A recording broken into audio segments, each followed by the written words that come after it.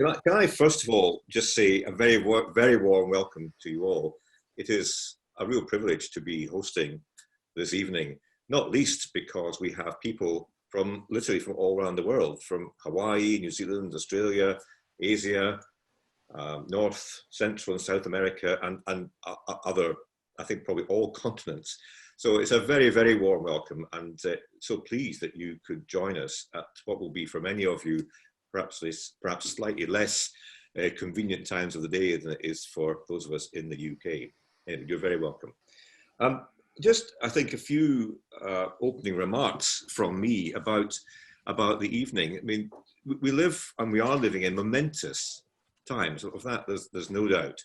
And interestingly, we were going to have this event 6 weeks ago in Scotland, and there would only have been 100 people, and it would have been those who could have been physically present in a particular location, the Grassmarket Community Centre in Edinburgh.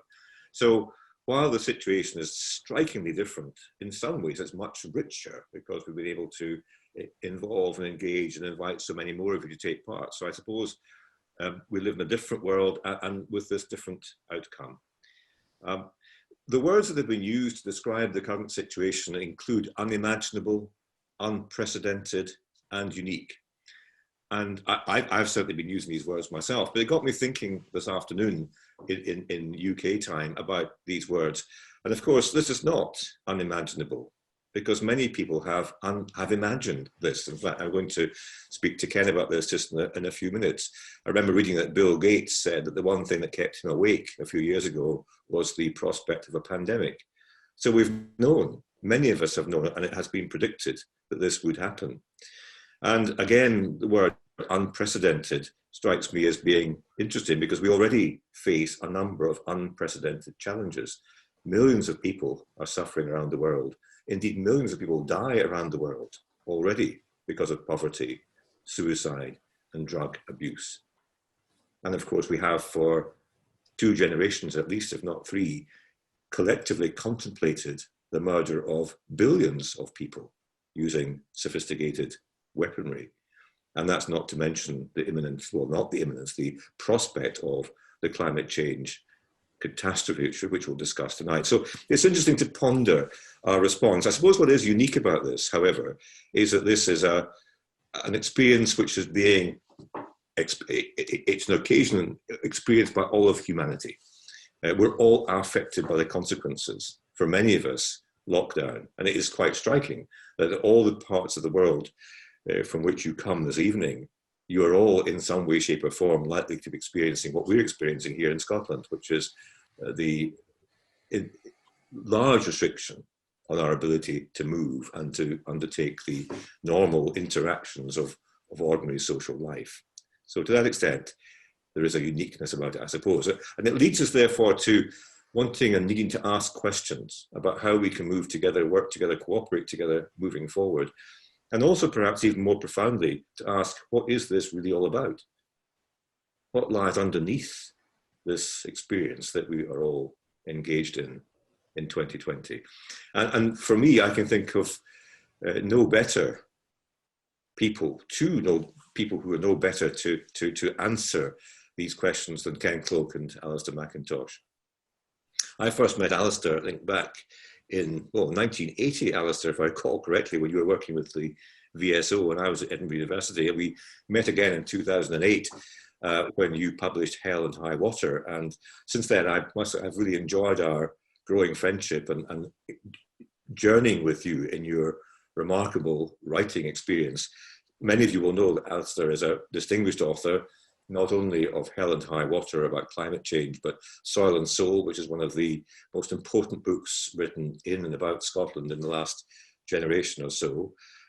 Spiritual activism, the Poacher's Pilgrimage book, which is one of the most recent that Alastair published, is just a remarkable piece of work. And I do commend Alastair's journey in the far northwest of Scotland, an inner as well as an outer journey.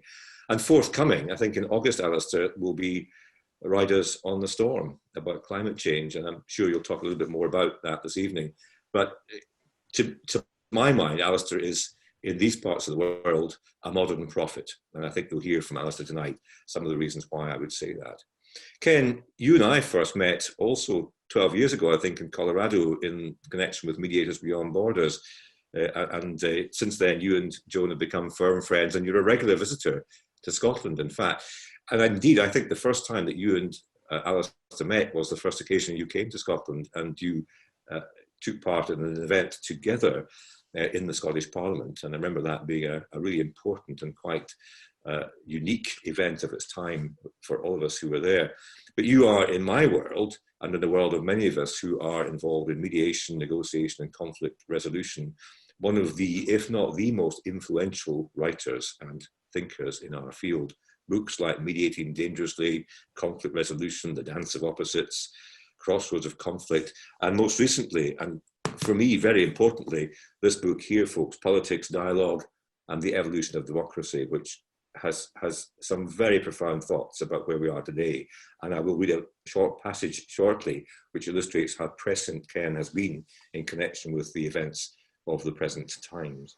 So we welcome you both and look forward very much to hearing from you both. Thank you for being here, Ken and Alastair. Just before we get into the main course, folks, a few housekeeping matters. As I mentioned already, you are all on mute, and you'll continue to be on mute throughout, just so that we can manage sound, as it were.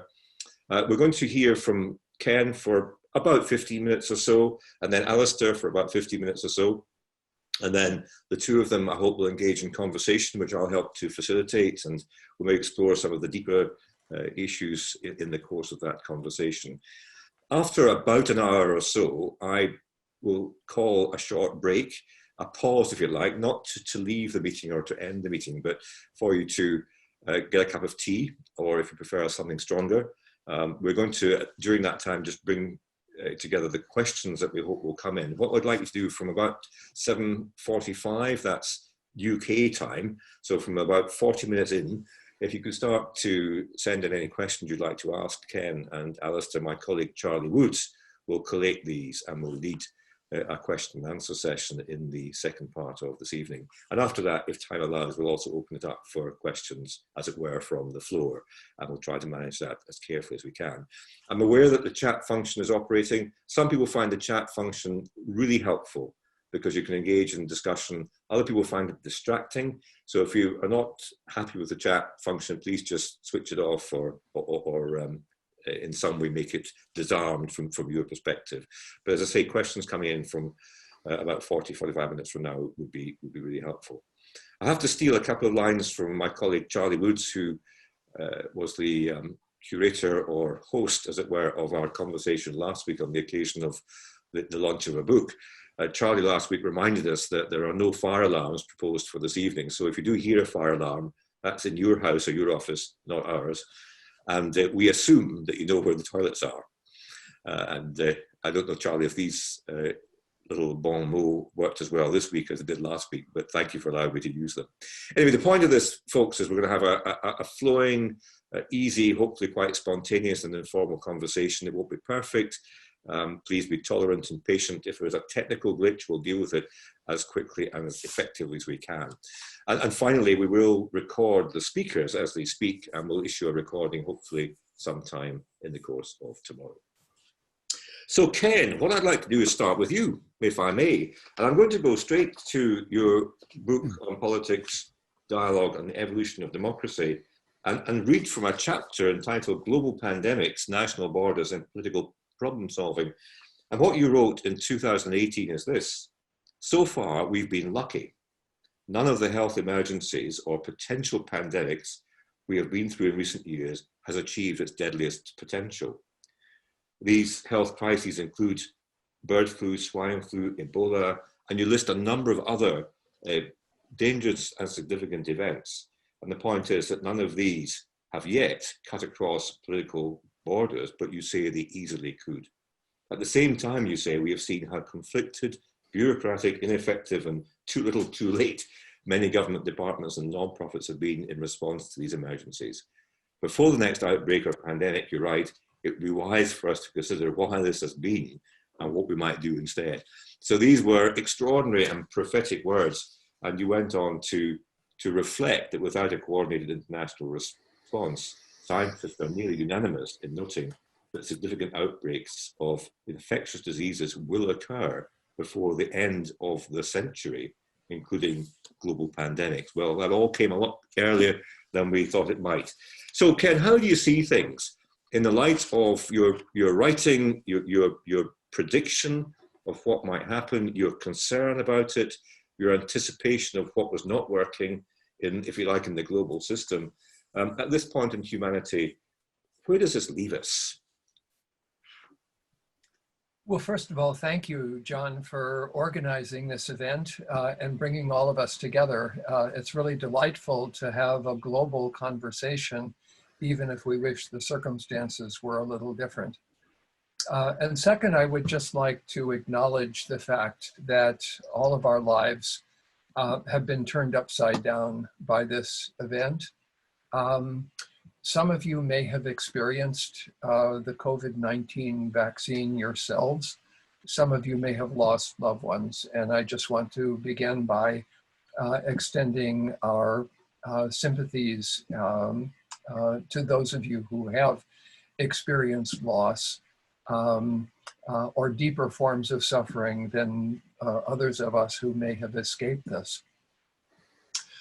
I think our purpose here is to take a big picture look at what can be learned from this experience.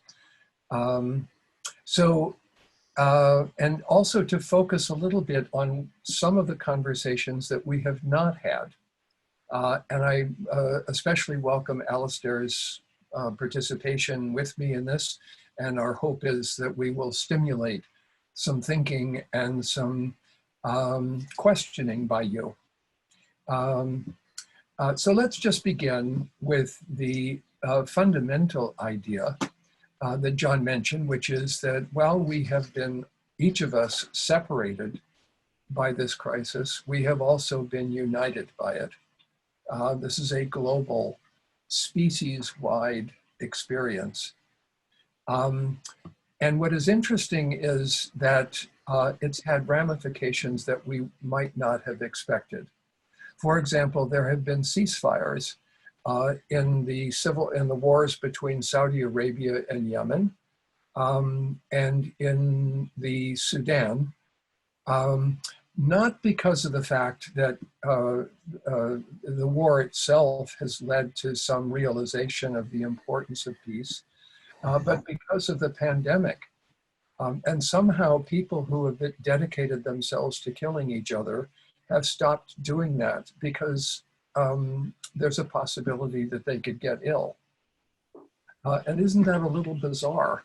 What exactly is happening under the surface of this?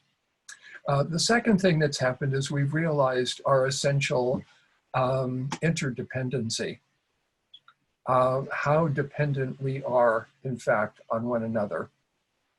And all we have to do is to reflect on what would happen if the doctors and nurses and hospital staff who have been so courageous throughout this experience simply stopped and lived according to their own narrow self-interest. What would happen if the grocery clerks and the people who produce the food and deliver it to us were to stop? We wouldn't last very long if that were the case. And so we really need to acknowledge how dependent we are and how courageous people have been, oftentimes in small ways. A third thing that has happened is that we have seen an incredible reduction in pollution. On the BBC last night, there were photographs before and after of downtown Delhi, completely covered in smog. You could not see hardly even a quarter of a kilometer. All of a sudden, you can see the Himalayas in the background. We have also noticed, and this is the part that I want to, sort of begin with, that how quickly everything can change. And my idea about this is to suggest that there is something that we can refer to as social plasticity. So in neuroscience, there's an idea which is neuroplasticity, which is the ability of the brain, given some injury or some difficulty, to modify its functions. If you are unable to see, the visual cortex will begin to adapt itself to hearing. And in a similar way, we have seen an incredible plasticity, social plasticity, an ability to adapt ourselves to new circumstances, really remarkably, rapidly. And this raises a question, which is, my frame for this is, how do we get to a place where we are not just back, but better? What do we really learn fundamentally from this pandemic? And here I think there are several things. First, let's begin with a famous statement by Albert Einstein. After the atomic bomb was dropped in Hiroshima, journalists asked him what he thought.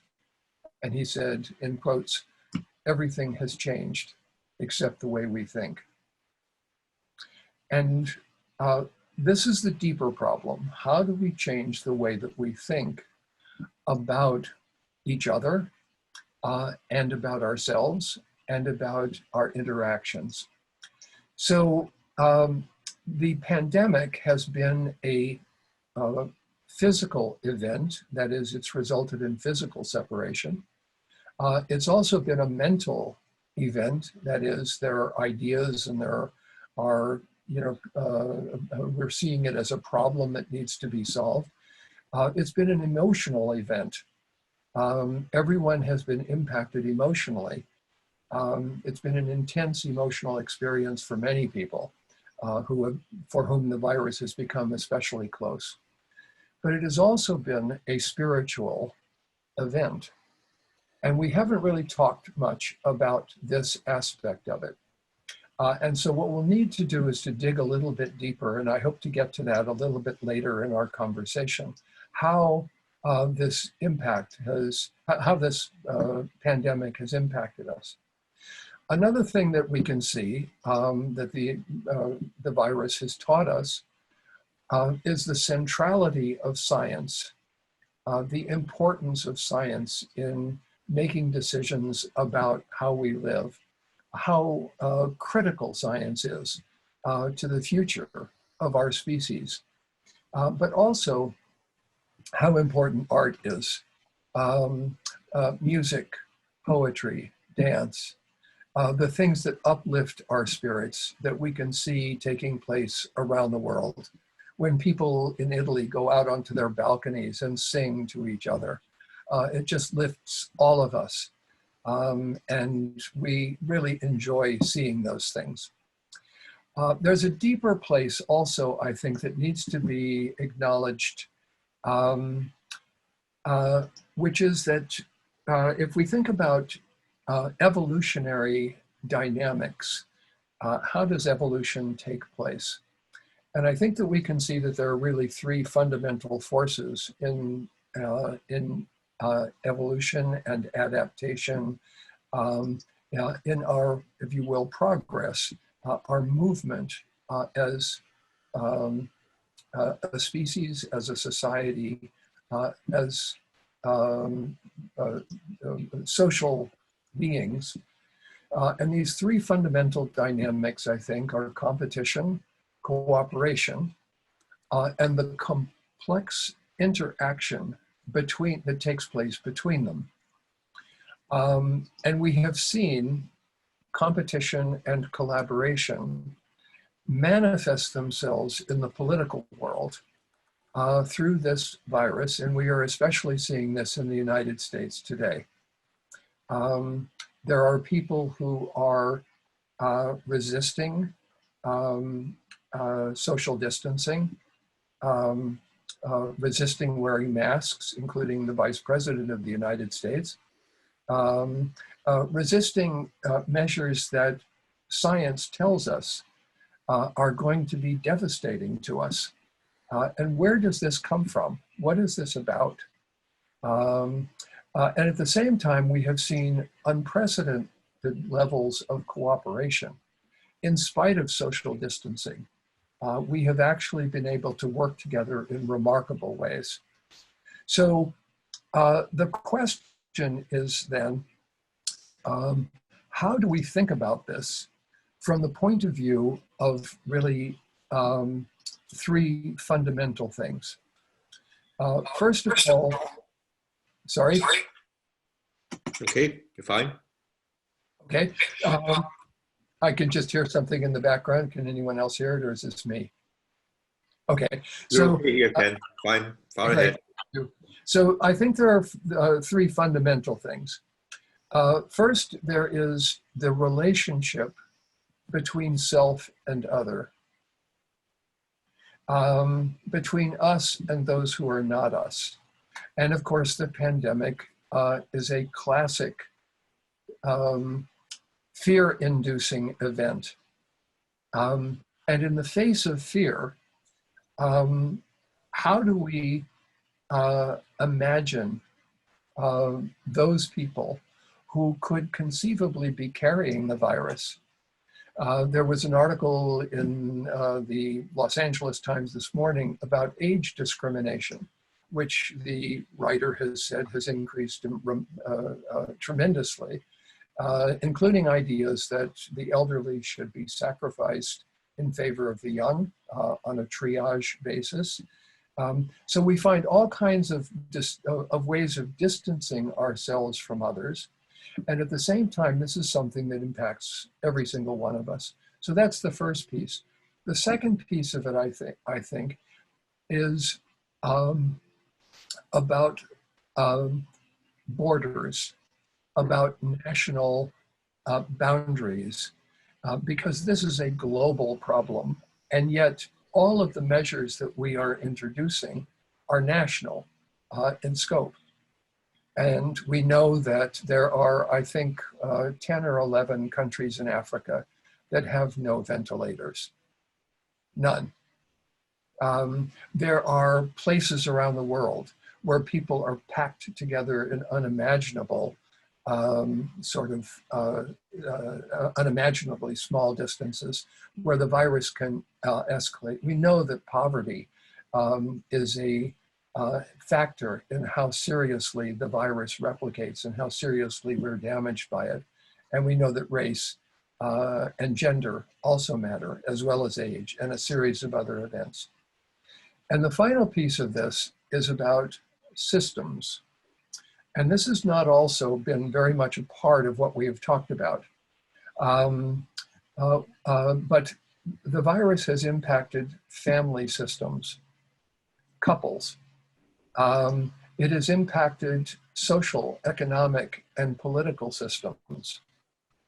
And I think what we need to take a look at is the problems of how we design systems from a conflict resolution perspective that can reduce the inevitable competition that arises between us and turn that in the direction of a higher, more complex form of collaboration than existed before. So in order to do that, we have a technique that is called conflict resolution systems design, but it hasn't been designed with spirituality in mind. And once again, I think we have to think about what this word means. We're not talking about religion. Religions may be interested in spirituality, but spirituality is much deeper and more powerful and does not depend on doctrine or on the identification of a spiritual tradition or any of the others of these things. But these are important because what we need to begin thinking about is how we transition from our concern with the pandemic to our concerns over climate change and the ecological destructions which are taking place in plural around the planet. How we rescue not just ourselves, but if we simply copy the Buddhist command, how do we save all sentient beings? This is not just an abstract desire now. This is real. And we have to actually give some thought to how we do this. There are a series of challenges that we face. The challenge of compassion, which is now confronted with the fear of contagion. The challenge of extending empathy to each other, which is confronted with the challenge of compassion fatigue and empathy collapse.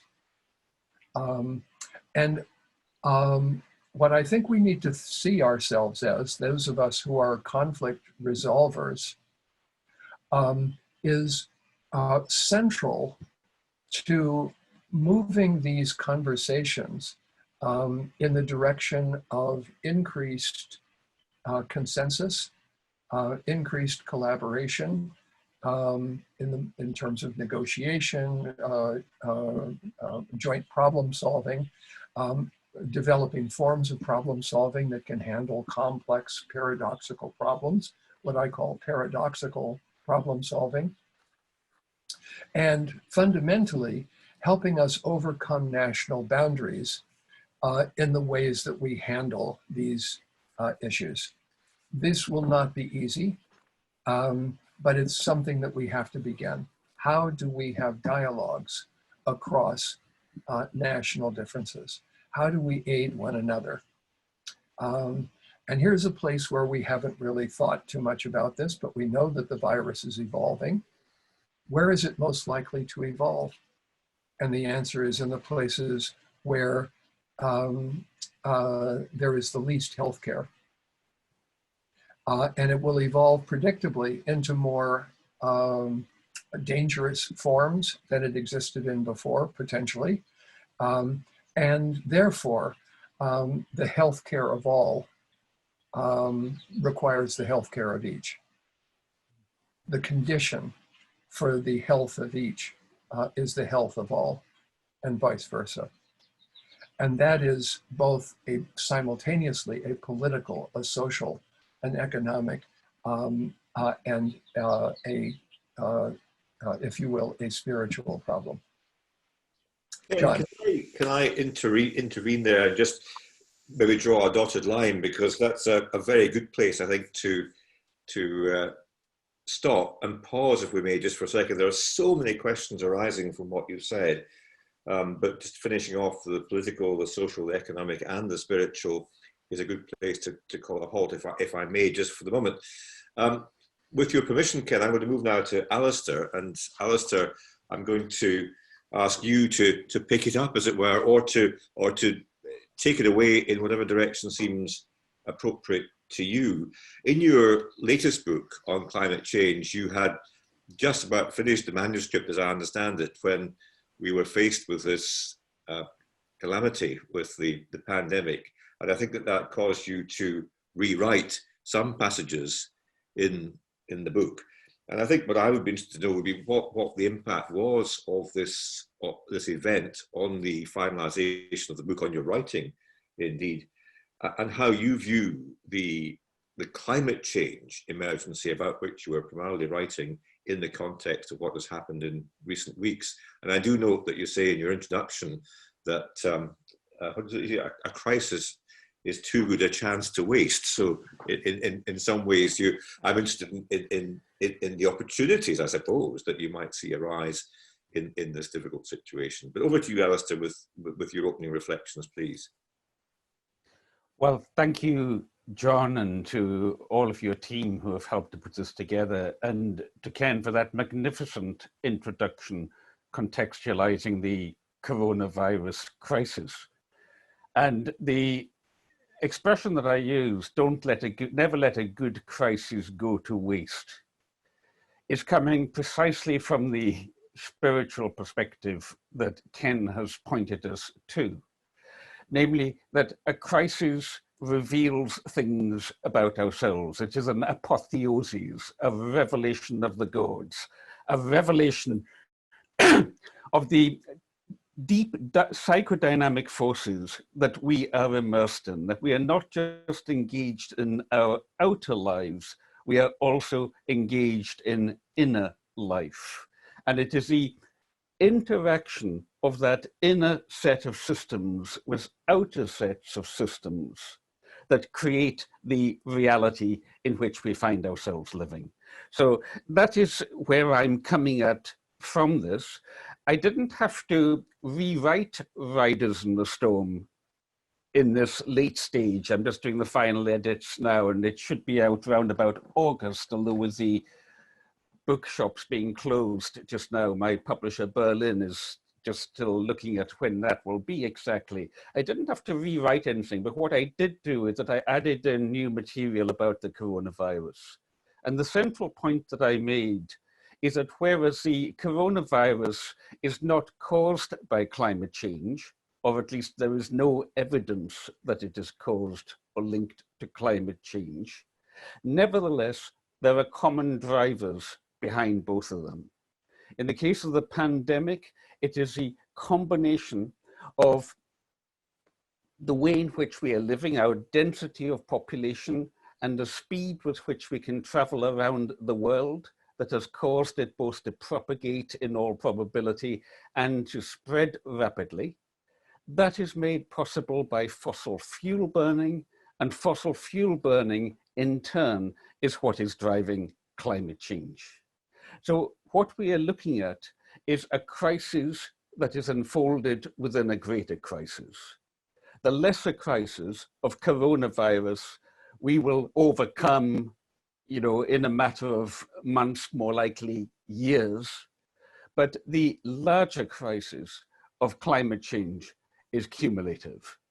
And even though you hear things like economic activity being turned down, and we can all show how much we can live on little and so on, even though you hear that global carbon dioxide emissions this year are likely to be down by between 5 and 8%, possibly as much as 10%, nevertheless, they're still going up and up and up. And that when you look at, last year, the global emissions of last year in carbon dioxide equivalent, that is to say, counting other things like hydrofluorocarbons or methane in terms of CO2 equivalent, we've been pumping out 55 billion tons or thereabout in the course of the year. And that is just going up and up. So if you knock 5–10% off that, we're still cooking the planet. Already the temperature of the planet has risen by probably about 1.1 degrees centigrade since the industrial era began. And you'll say, well, that doesn't sound like much. You can hardly tell the difference. Well, think of it in these terms by way of analogy. A 1 degree raise in body temperature is considered to be a fever in the human body. Those of us here in Scotland, the average temperature of Scotland, averaged across summer and winter, day and night, and in the various meteorological stations that record temperature, is only around 7 degrees centigrade. So a 1 degree shift in temperature is what makes a difference in winter as to whether you have frost or you don't have frost in quite a radical way.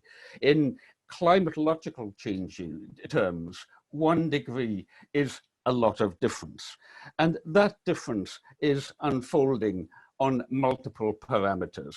It's unfolding in terms of sea level rise in particular, which threatens to inundate many of our principal cities, which are down by the sea, as well as prime agricultural land that tends to be low-lying.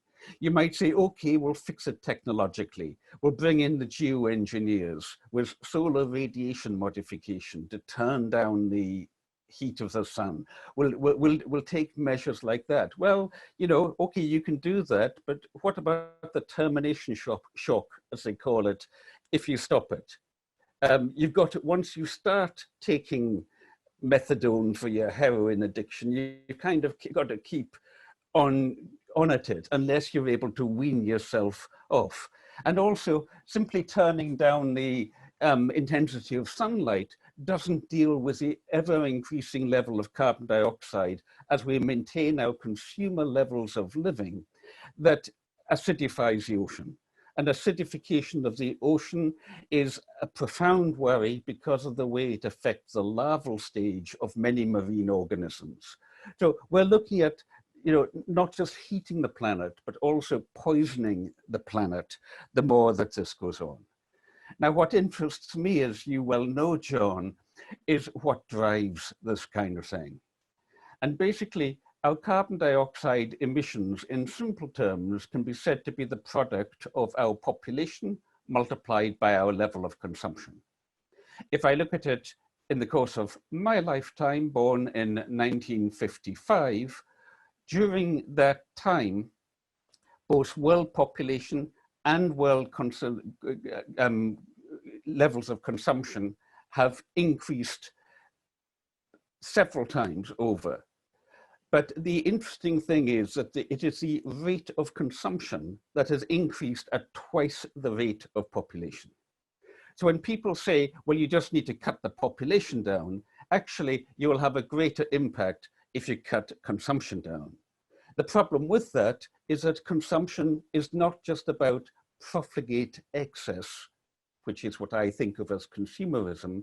It's also about satisfying the fundamental needs of the poor. And therefore, what comes into this, the whole question of social justice between nations, that you cannot do this unless you take account of the needs of the poor as well.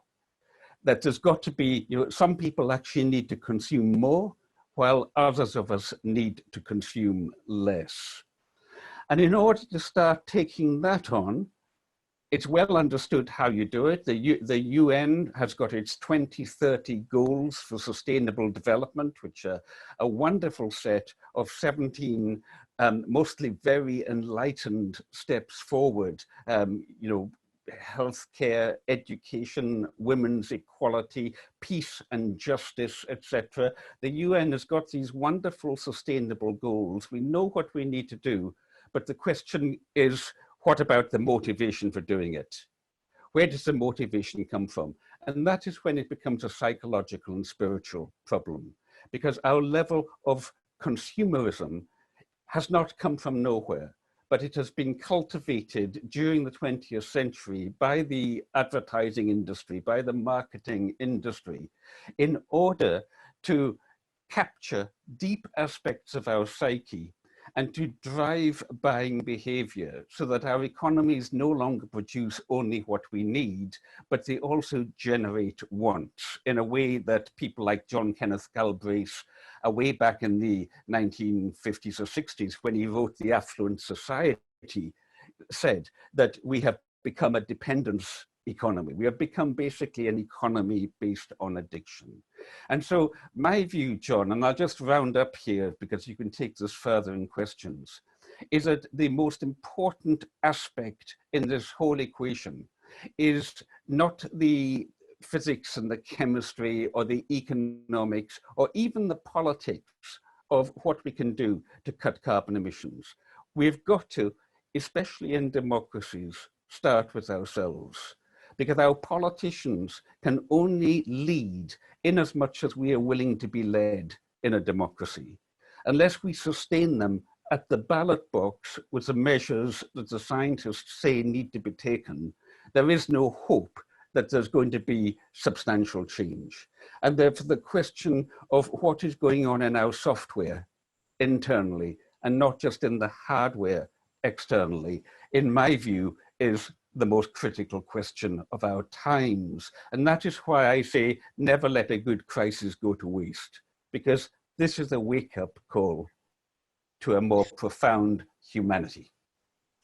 Let me just, if I may, press you. I can't hear you, John. Hello? Alastair, can you hear me now? Just one moment, just one moment. Yeah. I've got a slight technical problem here. Yeah, hello? Hello? Is that okay now? Sorry, I lost you there. I just had a slight technical problem. That's fine, okay.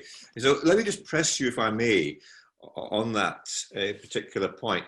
To what extent do you think that our current experience, our species-wide experience caused by the coronavirus pandemic, will help us to make the essential inner adjustments which you're describing? Is this potential trigger, as it were, of enlightenment, or whatever you might describe it as. Yeah, yeah. Well, as you know, in Hell and High Water, my previous book on climate change, I said I am not an optimist looking at the future, but I do have hope, which is a different quality. I'm not an optimist because I'm well aware of the incredibly powerful forces to maintain business as usual. Already in both China and in Donald Trump's America, we see measures being taken to cut environmental protection standards so that industry can get back on its feet quickly. In China, they've got special measures in the car production companies to encourage people to start buying cars again.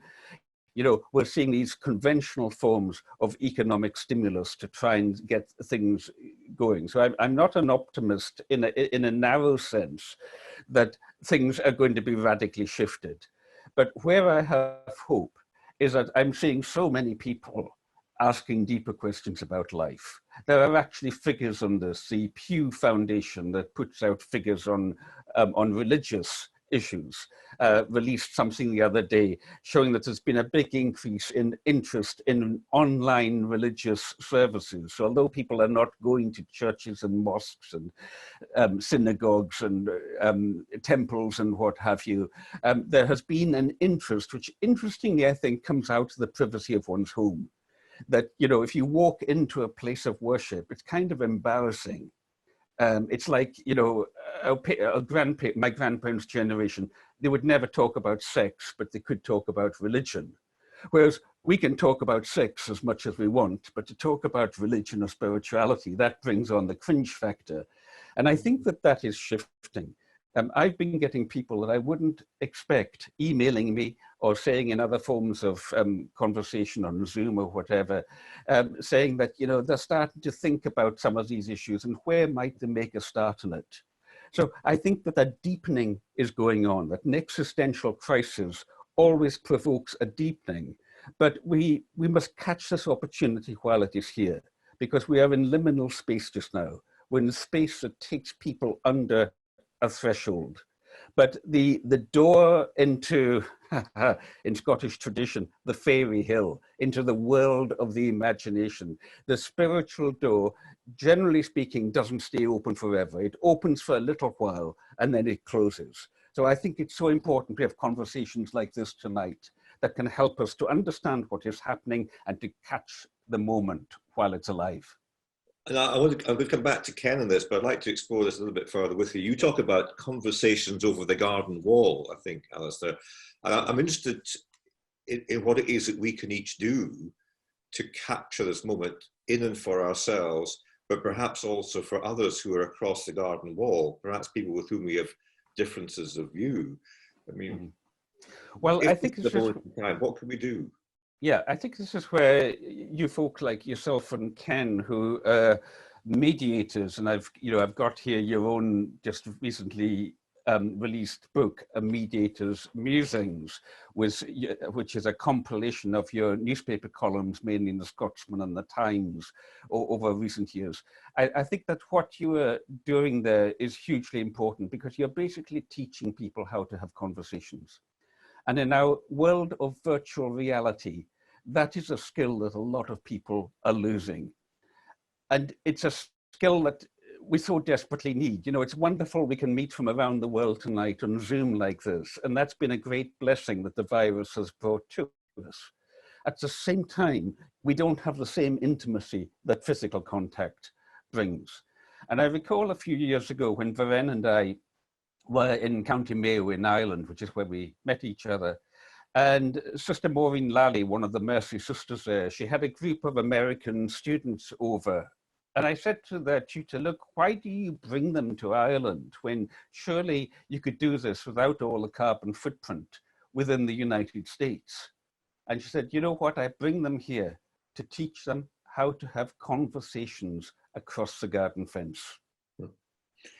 Okay, we'll maybe come back to that, Alastair. Ken, I'd like to come back to you, if I may, and pick up a couple of these themes, because clearly your area of work is so much in this conflict resolution design, mediation, negotiation, collaboration. And you mentioned that, and it's extraordinary actually that each of you in your books have passages which are very similar as you explore what it takes to get under the surface and to engage with people in relationship, which of course you refer to in your conversation. So I wonder if you would explore that a little bit further. And I'd also be interested, and I'm sure others would be too, by what you mean when you talk about spirituality. We may come back to Alastair again, but and you were very clear to distinguish spirituality from religion or theology. And I think you said that it didn't depend upon religion.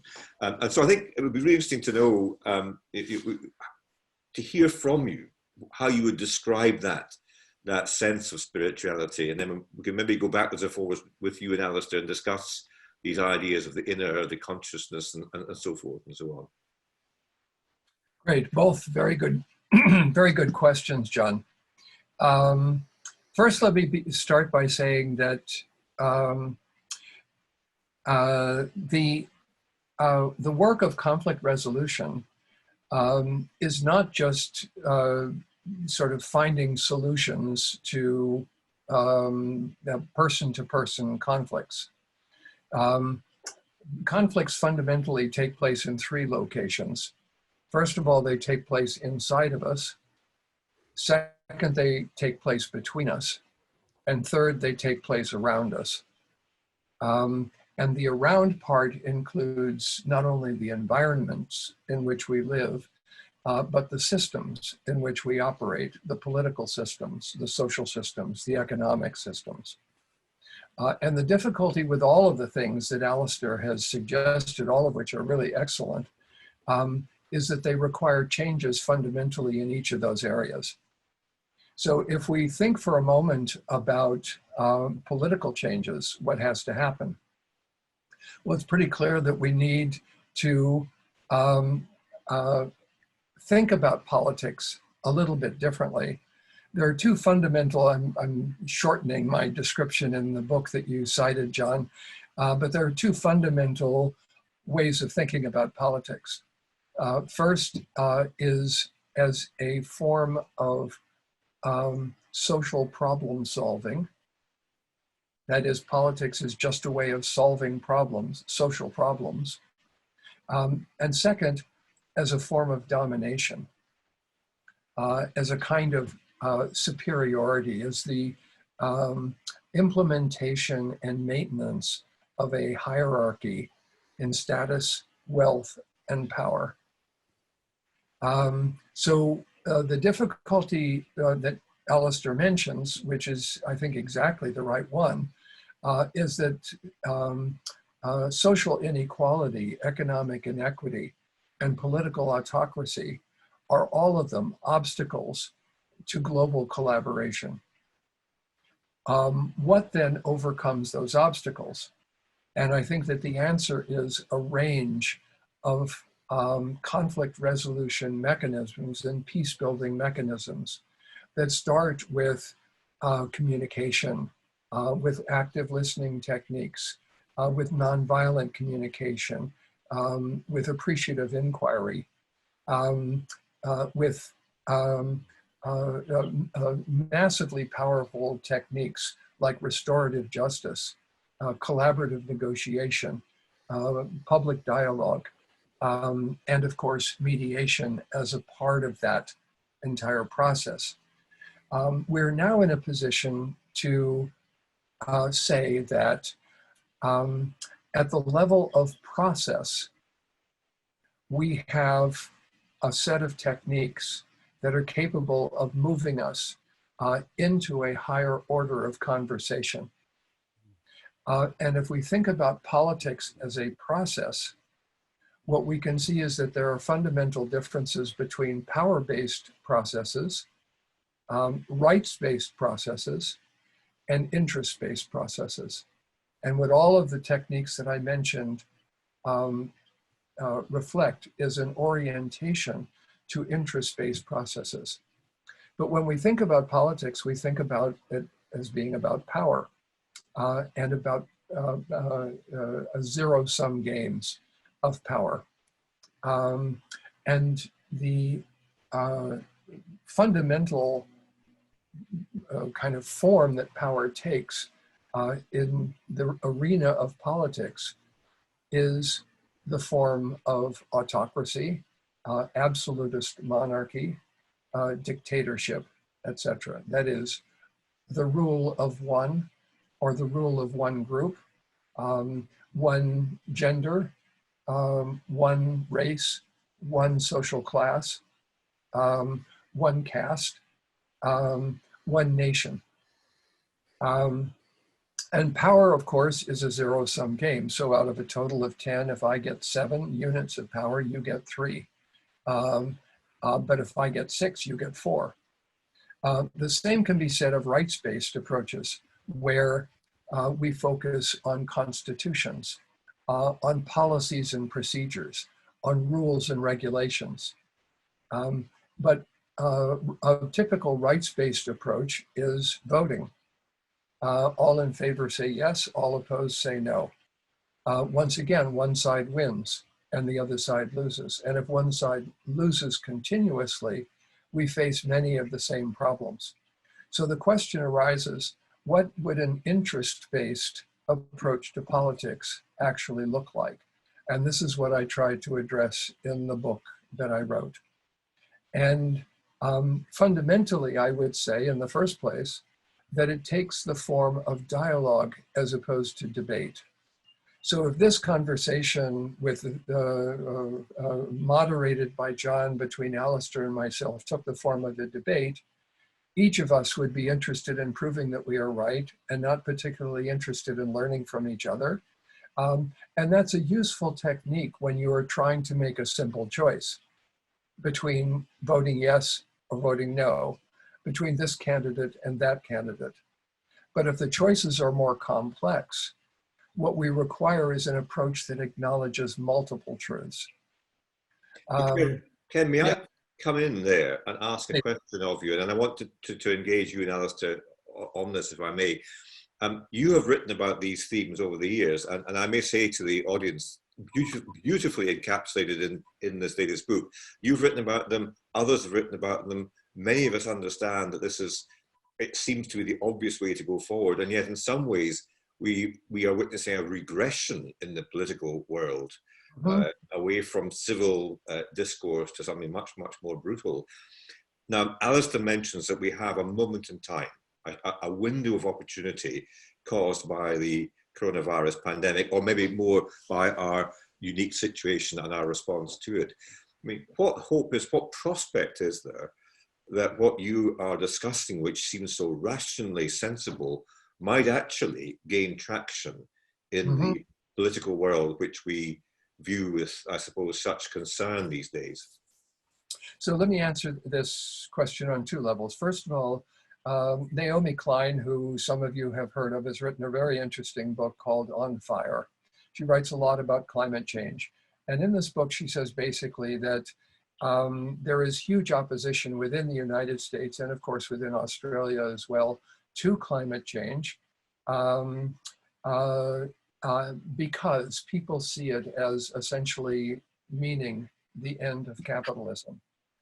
Now, this is an issue that we have not really talked about, but capitalism is in fact an issue in the pandemic, and it is without doubt an issue in connection with climate change. How do you handle the issue of large multinational corporations that are gigantic oil producers? What do we do about, sort of how do we handle the Amazonian rainforest issues where people are trying to cut down the trees that produce the oxygen that we all breathe, et cetera, et cetera. So the difficulty, I think, is even worse than what we have described, because if we are talking about making fundamental changes in the political system by moving in the direction of interests, what happens if we start to do that in connection with the economy? What does that look like? And what are the consequences of that? And now we have, if what Naomi Klein basically says is that the perception that there is a problem connection with climate change and capitalism is a correct perception. Now, if that is in fact the case, we have to talk about this and think about it, because the consequences are really gigantic. Let me say but now let me go to your second question. Yeah, and I want to bring Alastair in on the capitalism point shortly. I'm sorry? I would like to bring Alastair in on the capitalism point shortly. Wait, why don't you do that? I'll come to the second one after Alastair. Okay. I would also like to hear what he says. Yeah, Alastair, I know that in your book specifically, you cover this whole issue of capitalism and what the implications are for the kind of radical changes that may be necessary to address climate change. And I think you, as I read it, you employ a subtle and quite a nuanced approach, but perhaps you could say a little bit about that in response to Ken, and maybe invite you to engage in a wee bit of conversation about this. Well, I was saying to a friend the other day that, you know, it's very interesting, but when you hear the critique of capitalism in relation to certainly to climate change, I can't speak so much of the coronavirus. If you substitute the word devil for capitalism, then you're kind of like reading a medieval religious text, that capitalism is currently playing the same role in our psyche as the devil played in the past. And the reason that I make that point, and I see eco-chaplain David there saying, oh yes, eco-congregations, but the reason that I'm making that point is that I think we have to be aware of the relationship between ourselves as individuals in the world and the social systems that build up as emergent properties from that. And so what interests me is not just what the corporations do, and particularly the way they insert themselves into politics through their funding and their lobbying. In my view, all of that should be stopped. Corporate life should be taken out of politics. But it's not just what they do, but it's also the way in which each one of us participates in it.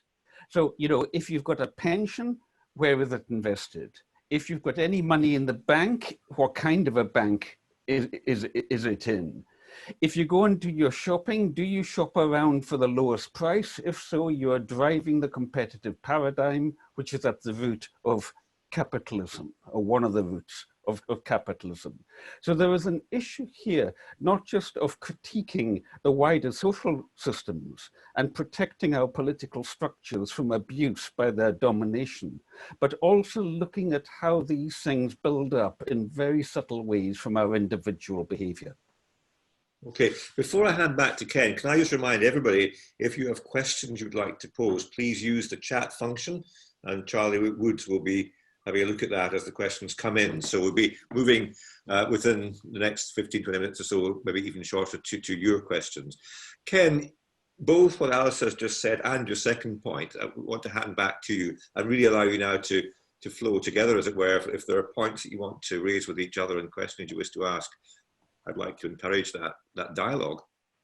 Yeah, I think Alastair raises very good points. We do have to look at this on multiple levels. First, of course, on the level of us and what our behaviors are, what we can contribute to this personally. And by us, I mean not just me, but you and you and you. In other words, each of us. The us is not just a collective. It's also an individual responsibility. The second level is what we can do in our communities, in our neighborhoods, in our families. A third level is what we can do organizationally and institutionally. That is, within our workplaces. And within local governments, for example, regional governments. But there is also, I think, a question of how we solve these problems when so much money is being made out of destroying the environment How do we set up the economic systems and the political systems that we are operating in such a way as to disincentivize sort of private gain at the expense of the entire planet? We haven't yet done this in adequate ways. So billions are being earned out of fossil fuels, just billions every year. And we have to come up with some kind of a solution to this. One solution that has taken place in many different areas has been through individual demonstrations that people have engaged in to focus attention on these issues. Another has been through education. Another has been through the development of alternative energy sources. In other words, let me say it a little differently. This is a complex problem that requires complex solutions. But one of those solutions that we have to look at is how the system is set up in such a way, how these systems, if I can put it that way, have been set up in such a way as to encourage precisely the behavior and reward precisely the behaviors that we want to stop. Okay, Ken, I'm going to pause you because what I do want to do here, and I've noted a very helpful intervention by David Stevenson on this as well. I want now to, if I may, explore with you both before we have a short break, this whole issue of spirituality. You touched on it, we've talked around about it, but as David mentions in his question, it hasn't really been elucidated. And what do we mean by spirituality? Is it something we can actually articulate linguistically? What does it mean collectively? What does it mean individually? Alastair, you use the word consciousness, I think, as well, and it may or may not be that is a word which is exchangeable with spirituality. But maybe I could start with Alastair and ask you just to expand upon and elucidate upon what you mean by spirituality and how this inner journey fits. And then, Ken, I'll come to you as well. Sure. Okay, John. So, I mean, basically, everything we know, everything we can do, everything that we're mediated through is via consciousness. Without consciousness, there is no awareness. And much of the problem is that when we move along in what Charles Tart, the consciousness researcher, speaks of as consensus trance reality, it's as if we are in a consensus hypnotic trance where we are conditioned to see the world in certain ways, presume that certain things can be done or not done, that constrain our frames of thought. So part of the name of the game that we're involved with is expansion of consciousness, expansion of awareness.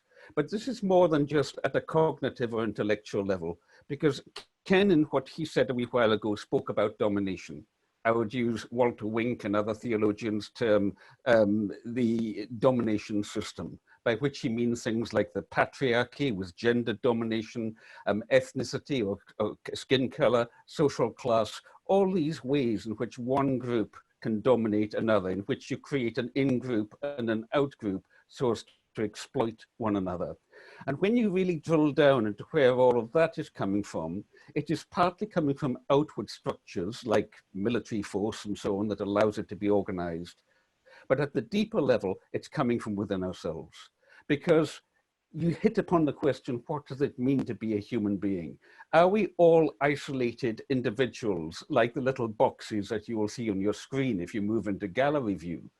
Are we all, if I can take my hand here, just like the fingernails on this hand, there's you, there's Ken, there's me, we're all separate individuals, and it makes sense to compete and to start knocking each other out until you're just left with number one. Is that the paradigm of reality? Or is there more to that? Are we profoundly interconnected? Are we members one of another, as Paul put it on one of his good days? Are we all branches in the vine of life? Is it the case that Atman, the individual soul, as the Hindus would say, ultimately is Brahman, that we are all parts of Buddha nature, if I can express this in an interfaith context? Because if it is the case that our consciousness is not individual to ourselves, that it is not generated by our brain, but rather is a quality of reality in which we move mediated by our brain in the way that a radio set might receive the waves of what is going on in the studio. If that is our structure for reality, then we see that to deal with questions of domination, to deal with questions of power, we are dealing with questions of separateness. We are dealing with the, again, as Hinduism would put it, the illusion of Maya, the illusion of separateness, by which we think it's rational that I can beggar my neighbor. And if we start cracking that one, if through spiritual practice, if through other forms of deepening ourselves, we can start cracking these boxes and widening our consciousness so that through profound empathy, we can start to feel our connection with one another. Then we start behaving in ways that would sum up with the word collaborative. We start behaving in ways that are mutualistic rather than competitive with respect to one another. And that is why I think spirituality is so important in all of this. Can I just pick up, Ken, with you? You mentioned empathy, but you also mentioned, as I recall, that one of the challenges in this present situation is the accentuation, the overemphasis on self and other, and indeed the fear that the current crisis induces. And of course, we understand now that neuropsychologically, our brain consists of separate parts, and one of them is the more primitive fight or flight, which was designed to protect us, in which fear is a very important aspect of survival. And yet, what Alastair is talking about now is something which is much more deeply to do with the building of relationships, the re-engagement empathetically one with the other. I mean, how do you explore that and take that in the context of spirituality? So first of all, I love what Alastair just said. I think that was really brilliant, really beautiful description of spirituality. I have several definitions of it myself. Here is my fundamental definition for myself, especially, which is that spirituality is the moment-by-moment experience of the flow of life energy inside, between, and around us. And it's not just the quantity of that energy, it's the quality of it. Energy has a quality, and spiritual energy has a quality.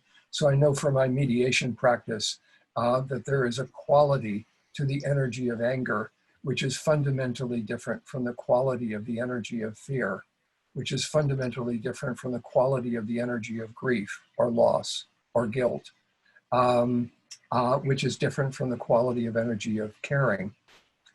A second definition of spirituality could be, if you wanted to sort of look for a metric, you could think of it in terms of in my view, again, this is my own personal way of thinking of it, as the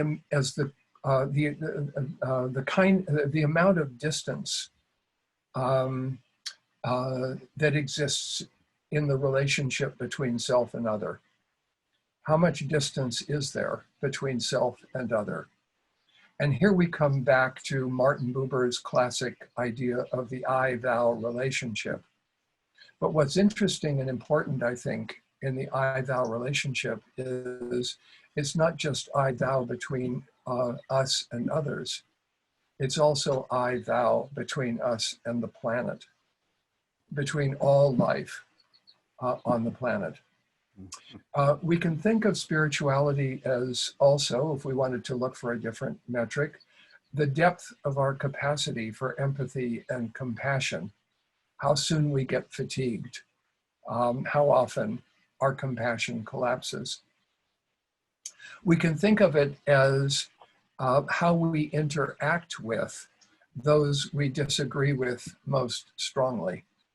That's a kind of measure of our spirituality, how we treat those who are above us and beneath us in status and wealth and power. We can therefore think of spirituality as how we handle conflict. Now, isn't that interesting? So conflict can be thought of as essentially, and this is a title of a chapter in the book that I wrote called The Crossroads of Conflict.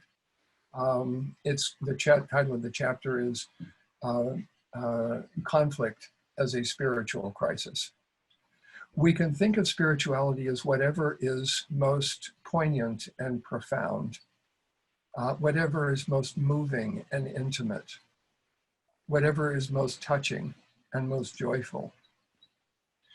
We can think of spirituality also as a practice, as the practice of awareness, the practice of mindfulness and compassion through meditation or through whatever means we can think of, but also the achievement of a level of awareness and or mindfulness and compassion, of caring, of love without conditions. So what we are looking for is, for example, unconditional respect for others, one that doesn't depend on their behavior towards us. We can think of spirituality also as having elements of connectedness internally, which takes the form of integrity, and connectedness with others, which takes the form of listening and dialogue. In the Buddhist tradition, spirituality is also has as a practice the extension of loving kindness, both towards ourselves and towards others. It also has the element of an acceptance of impermanence, that things are changing, and therefore holding on to whatever it is that we have experienced before creates a kind of spiritual crisis. As an extension of kindness towards people who have experienced grief and loss, as the ability to share resources with those who are in need, as a kind of generous acknowledgement, encouragement, and celebration of others. We can even define it, I think, and this is the phrase that I picked up from a Buddhist practitioner whose name I don't remember right now, as a form of environmental generosity. That is an extension of generosity towards outwards, towards others. Yeah, again, as with Alastair, these are beautiful descriptions, beautiful words, and oh, that we could somehow gather that together and go out on the roads and the streets and march and bring this to the world. Alastair, I'm going to call a little pause, just a very short pause shortly, but is there anything you'd like to add to that, or indeed ask of Ken? Pick up from what Ken has said before we have a wee pause. I would just want to add to that, have in mind a Black American writer, Audre Lorde, who in her book Sister Outsider speaks of the passions of love in all its meaning. And I think that's what spirituality is. And interestingly, it's in an essay. You can Google it. You'll find it on the web. The essay is called Uses of the Erotic. She uses the word erotic in the sense of felt connection, the connection with the heart. And she distinguishes that from the pornographic. And she's using this in a wide context, which in my thinking, I apply to consumerism. So the pornographic is engagement or sensation, as she has it, without engagement of the heart. Whereas the true erotic, the truly felt, in the sense of eros we're talking here, the truly felt is engagement with the heart in relationship. And so the problem of consumerism as overconsumption that we're looking at is caused at root by a spirituality of pornographic relationship. A degraded spirituality. And what we need to replace that with is one of connected relationship where the heart is engaged, where our work becomes tied in with the passions of love in all its meaning. Okay, wonderful words. Ken, is there anything you'd like to ask Alastair about anything that Alastair has said at this stage? Yes, I would actually like to find out what Alastair's personal way of sort of accessing spirituality is. I would. What a good question. Yeah. How do you do this in your own life, Alastair? Well, you know, a lot of or some of the work I'm best known for was land reform. And land reform in Scotland, you know, we've now got 560,000 acres of Scotland. We've got nearly 3% of Scotland in the hands of community land trusts, over 400 of them now. And that is about working with communities. It's about empowerment, power within communities, and of regaining connection with the place so that you are no longer dominated by a private landlord, but the community on a democratic basis runs its place. Now, to me, that is profoundly spiritual work. And I know people sometimes think that's off the wall. I sometimes get people say to me, you know, why don't you leave the spirituality, and especially Christianity, out of what you are doing? You'd be so much more effective if you didn't talk about those things. And I say, no, you're not understanding. My work is driven, it's inspired by what I see coming from these perspectives. So I do it, Ken, by working with people, not just in rural areas like with the land reform, but also in urban areas like the Galgale Trust here in Govan in Glasgow, where we have folk, you know, building traditional boats and so on. But it's not really about building the boats. It's about building ourselves and building ourselves in relationship with one another as community. And Ken, finally, if Alastair asked the same question of you, what would your answer be? I would say that another definition of spirituality would be living completely in the present. And how do you do that? The way that I do that is I show up for whatever conversations are taking place. And you didn't show up last night. You got the timing wrong. Alastair, I think I take responsibility for that. we screwed up the timing on daylight savings in the United States on our Zoom call. Every mediation for me is a meditation.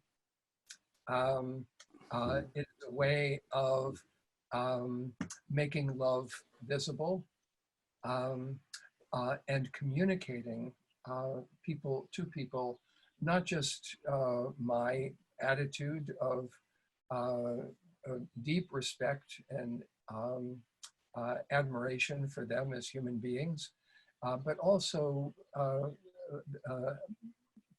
to kind of reveal to them their own capacity to be more collaborative and caring with one another, something that is inside of them, but that they've lost sight of as a result of what has happened. Okay. Yesterday, I did a mediation involving a husband and wife who had been forced into lockdown with each other and their child. And there was an incident of physical violence between them, where he grabbed her and shook her and shoved her across the room. She contacted her lawyer, got him kicked out of the house, got a temporary restraining order against him.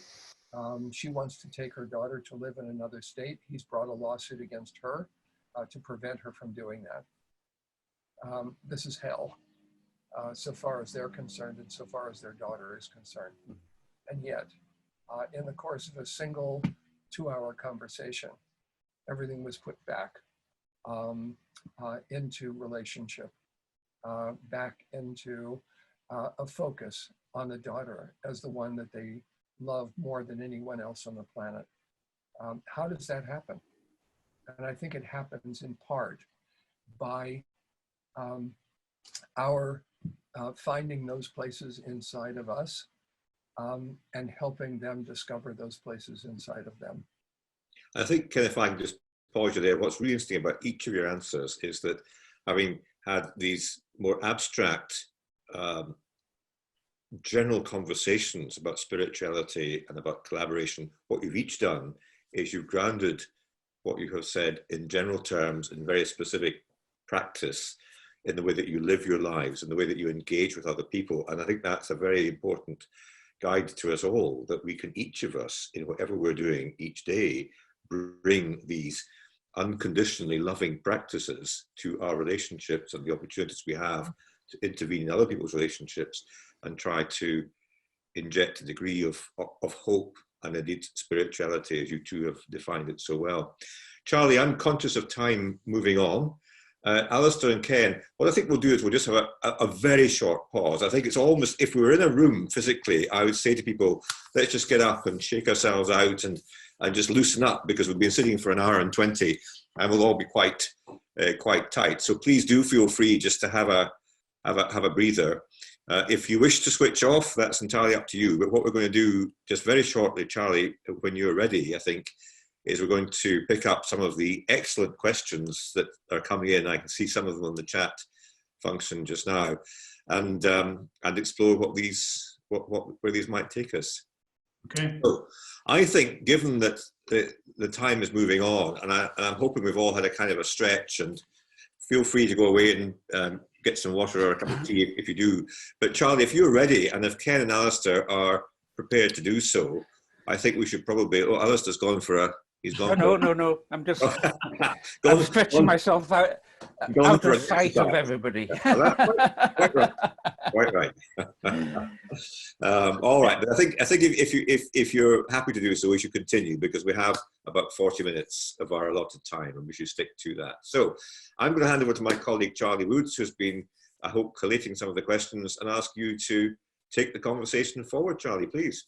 Okay, thank you, John, and thank you, Ken and Alastair, for a great evening so far.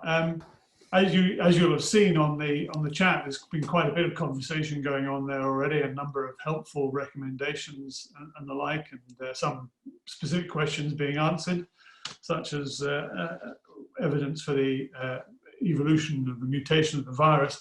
What I'm going to start with, though, is a number of people have been sending questions to me privately, so I'm going to try and pull out some of those and try and group them together. And one that's sort of come up in different forms a couple of times is, how best do we have the sort of conversations that we need in an era of fake news, conspiracy theories, where science is being marginalized? So, Ken or Alastair, Alastair, why don't you kick that one off? I think that our perception of truth is based both on our cognition, on our education, our skill with thinking, and on the values with which we interpret that. And I think that part of the reason why we have got such a problem in the world with fake news just now is that we are living in a world where many people have not been given a good education. The world has been de-skilled in some ways, and yet people think that they can easily find out about something because they can read Wikipedia. And you know, there is this paradox by which the less you know about something, the more you think you know about it, until you learn more, and then the more you learn, the less you realize you actually know about it. And so teaching people how to think as part of our education system is vital, but that is only going to go somewhere if we've got an anchorage in values in our heart. And by values, I don't mean moral principles that we slavishly follow, but I mean connection with what gives life, connection with the spirit, connection with that point of interconnection with one another that feeds the flow of life into who we are and how we see the world. Ken said something there about conflict comes about inside us. This is about sorting out our inner psycho-spiritual stuff. It comes about between us. It's about sorting out our relationships, but it also comes from all around us. It is about the systems we live in, the world in which we live in. And so we've got to work on all of those things in order to develop a grounded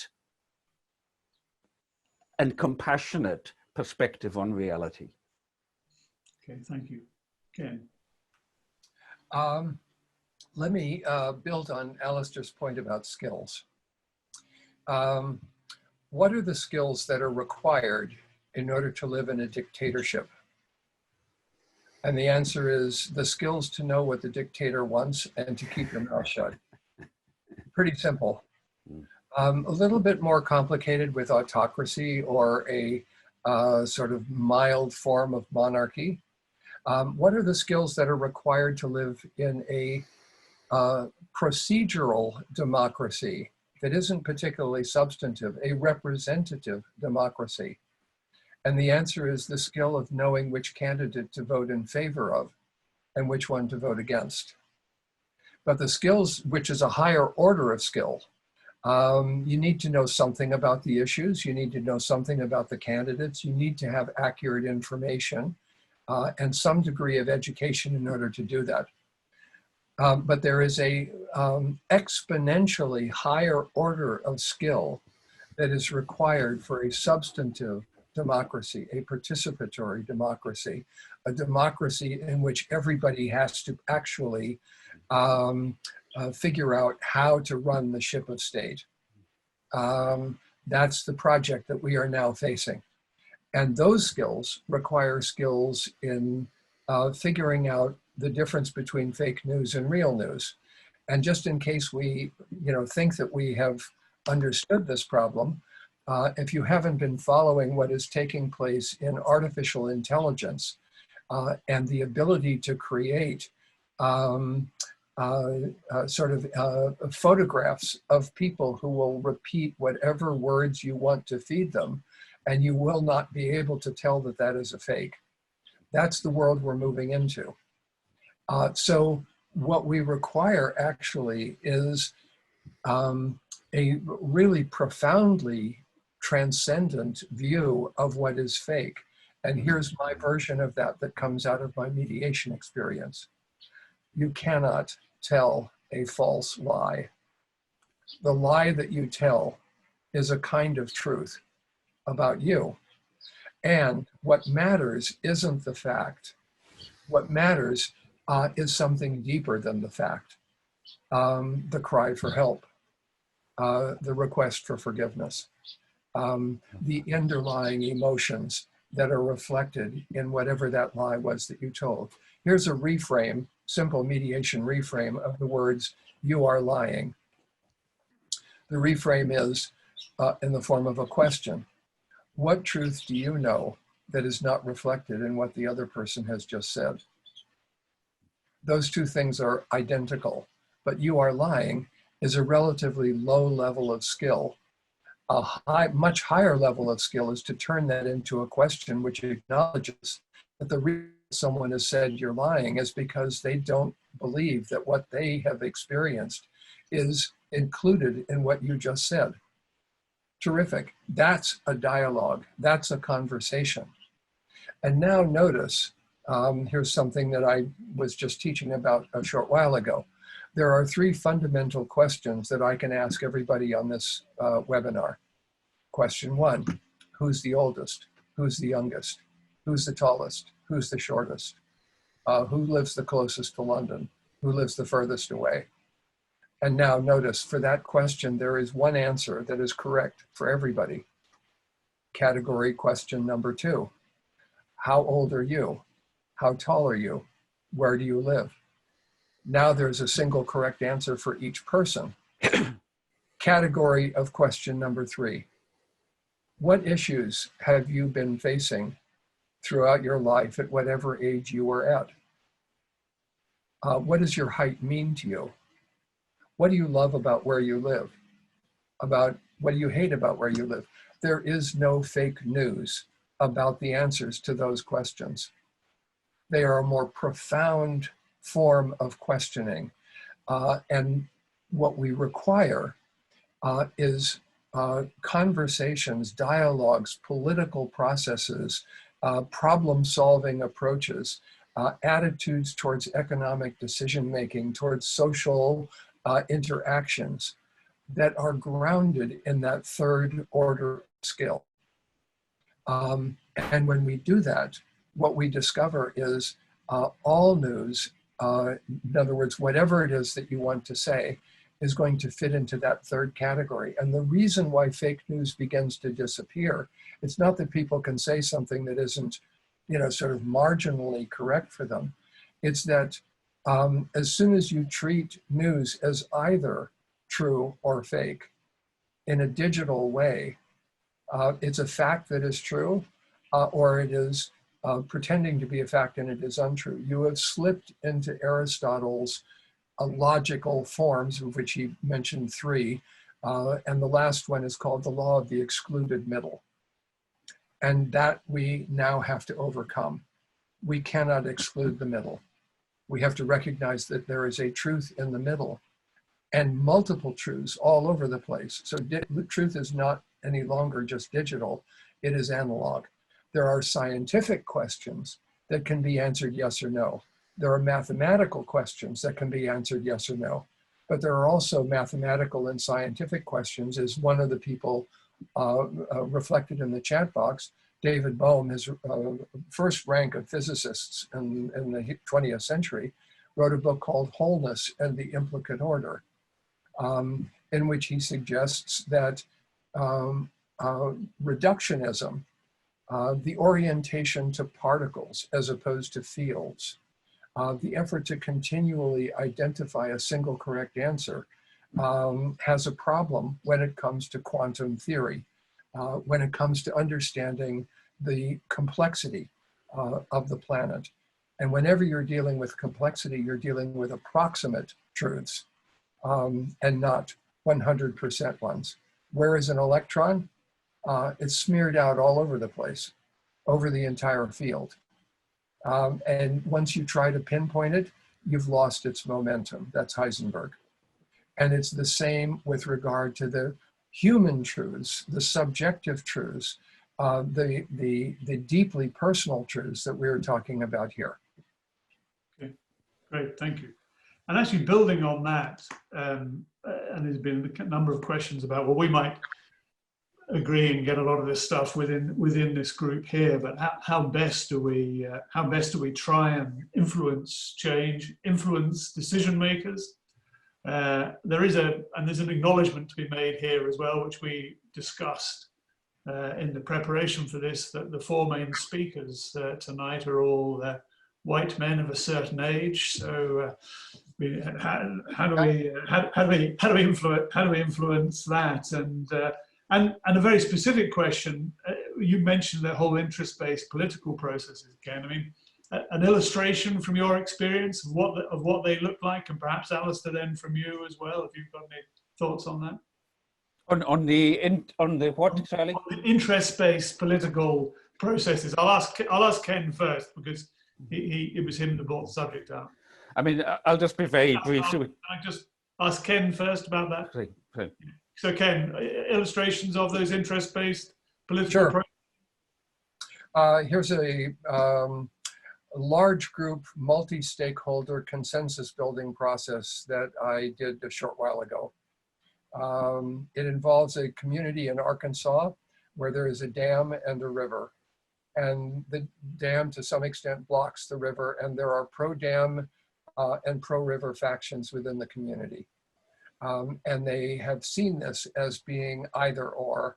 What we did was we came in and trained spokespeople and leaders from both organizations and from the city council and various other community leaders as dialogue facilitators. We conducted 2 days of training, and on the Saturday following those 2 days of training came the actual dialogue, in which members of the community, activists in both organizations, people in the city council all came together, divided up into small groups with facilitators, recorders, timekeepers, process observers, critics, whose role is to critique whatever it is people came up with, presenters, etc. And then to have a conversation about how do we think about these things. And the first question was, what has your experience been personally with the dam or with the river? And what happened was that in one of the small groups, the head of the pro-dam group and the head of the pro-river group were in the same small group. And the head of the pro-dam group spoke first, and he said, you know, when I was little, my father used to take me fishing on the dam, and I have a son, and I'd like to take him fishing on the dam. And the head of the pro-river group said, that's really interesting, because my dad used to take me fishing on the river, and I have a son, and I would like to take him fishing on the river too. Right. And now they realized we are the same. We both want the same things for our kids and for the future. So they came up with a plan to do both, to figure out some way in which they could make sure that the river would live, and that the dam would be available also as a source of power for the community, but also as a source of recreation. That's an example of an interest-based approach. Great, thank you. Yeah. So Alastair, over to you, and yeah, your experience, thoughts on these type of approaches that can influence change at a profound level?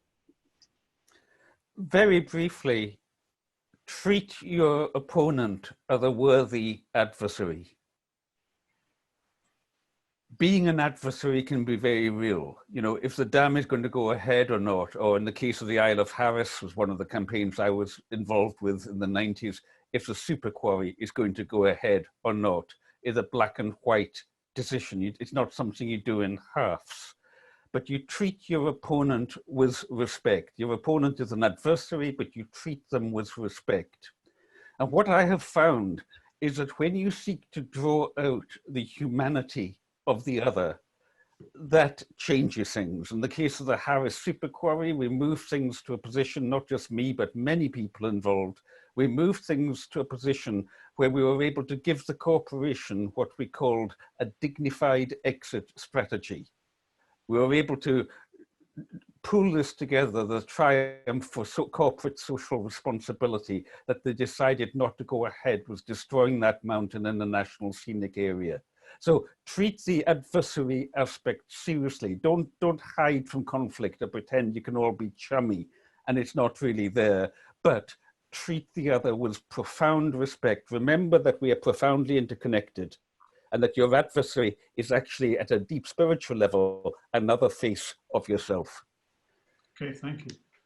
And just sort of moving on to broaden the topic out a wee bit and coming back to the whole idea of the climate emergency and the current pandemic. What opportunities are there emerging out of what's happening with the current pandemic that might be applied to the tackling of the climate emergency, and what pandemic-inspired changes should we try to hang on to as we move forward? Alastair, do you want to kick that off? Well, I think Ken said something earlier to the effect that the pandemic is teaching us the importance of collaboration, that we are not in this alone. You can't have a rich country with a good health service and nearby a poor country with a poor health service. That we have got to move towards a world of justice and dignity for all. To me, that is the most powerful lesson coming out of it, and it's a lesson that applies equally to how we tackle climate change. Okay, Ken? I agree completely. I think that we are about to face an issue in the pandemic that is very much an issue in climate change. And that is, as the pandemic spreads into Africa, Asia, South America, we need to have a kind of attitude toward others that acknowledges the experience that we have had, our interdependency, and the need for us all to pull together. So I guess my question would be, where is the doctor and the nurse and the healthcare professional inside of each of us? Where is our courage? And I think it's going to be tested to some extent in this area, but it's very clear that what we need to have in connection with not just, and I should say it's not just climate change, there are a series of issues that we are facing as a species that are all global in character. And the nation state, which is probably the most powerful problem-solving instrument ever invented in the history of the planet, is essentially limited in terms of its ability to solve that problem. It's just not big enough. It's not collaborative enough. And it turns out that what gives us hope, to go back to that question a little bit, is our ability to expand the sense of who we are, to include others, and then others beyond them. There's a beautiful poem by Edwin Markham, who was an American poet in the 1920s. He said, let's see if I can remember it. They drew a circle that kept me out, heretic, rebel, a thing to flout. But wit and I had the will to win. We drew a circle that brought them in. And this is, I think, what we need to do. We need to draw a circle that brings them in. And that circle is created through conversation, through communication, through listening, through asking questions, through collaboration, through joint problem solving, collaborative negotiation. All of these are ways of expanding the circle of us to include everyone. Okay. Building on that, maybe Alastair, you first. How do you feel about some of the language that's flying around at the moment, sort of the use of fighting talk, the war on this and the war on that? How do you react to that?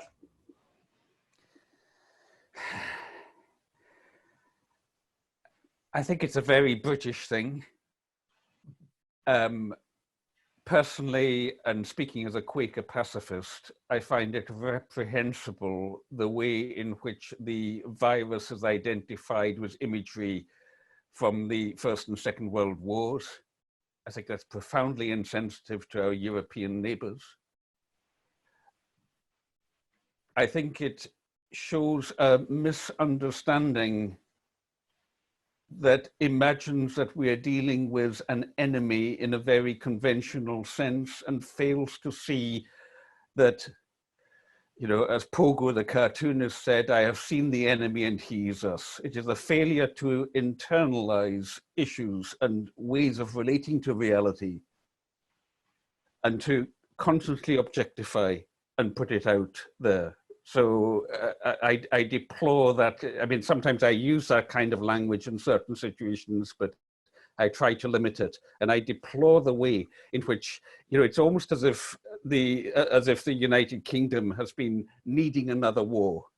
And finally, the virus has delivered another war. Brexit wasn't doing it fast enough. So, you know, the virus has now become the proxy war that psychologically we have needed because we have not dealt with the roots of conflict within ourselves, within the national psyche.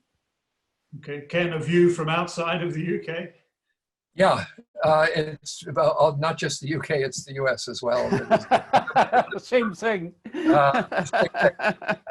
Same difference. My view of it is that war is a metaphor. And so what we have to probe is, what is the meaning of the metaphor? And we can actually ask people that question. What does that metaphor mean to you? What does it signify that we use the word war?